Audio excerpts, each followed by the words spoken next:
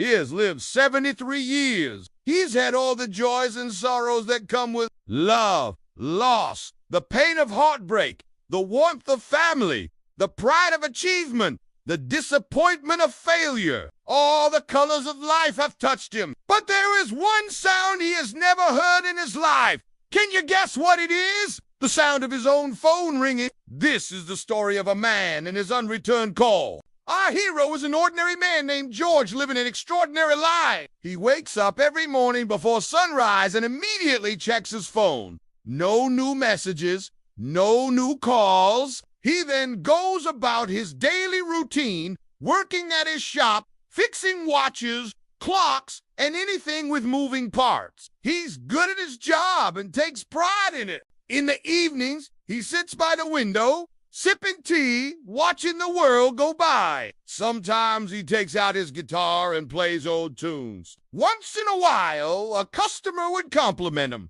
"You played that beautifully, George." And he would just smile and say, "It was just an old song from my youth." He never spoke much about his past. There wasn't much to say anyway. As the years passed, the number of his unsent messages and missed calls increased. His friends and family had long given up on him. They thought he was a cold, heartless man. He didn't care about their birthdays. He didn't call them on Christmas. Their calls went straight to voicemail. Why did he live like this? What had he done to deserve such loneliness?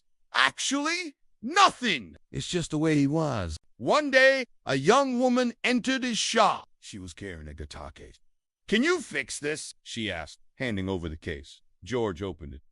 "This needs more than fixing." "It needs a new owner." The girl looked puzzled. "What do you mean? This guitar was made for someone special. It's too good for you," he said bluntly. The girl got angry. "How dare you talk to me like that? I brought my father's guitar to you to be fixed, not to be insulted." Her voice trembled with anger and sadness.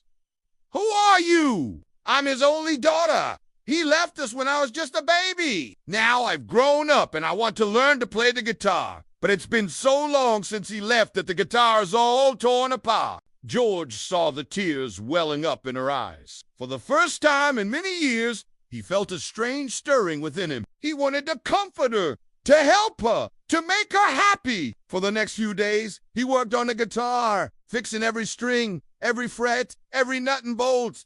On the fourth day, he called the woman. "Your guitar is ready," he said. When she arrived, he handed her the instrument. It looked brand new. The girl took it, looked at him, and suddenly her face broke into a smile. "Thank you," she whispered. Then she began to play.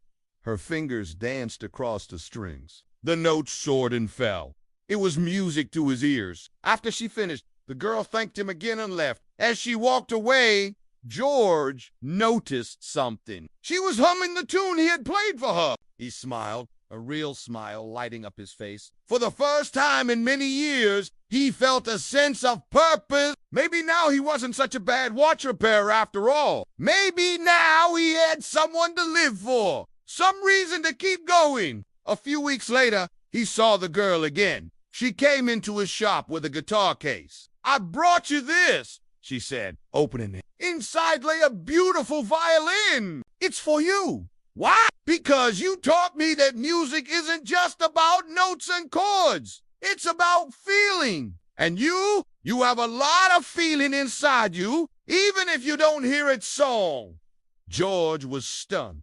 He couldn't speak. He didn't know what to say. He just took the violin and looked at the girl. She smiled and said, "I'll see you soon." And then she was gone. George stood there for a long time, holding the violin. He could hear its song. It was a song of joy, of happiness, of love. It was the song of his life. Finally, he had found his melody. Finally, he was no longer alone. Someone had returned his call. That's all for today. See you next time.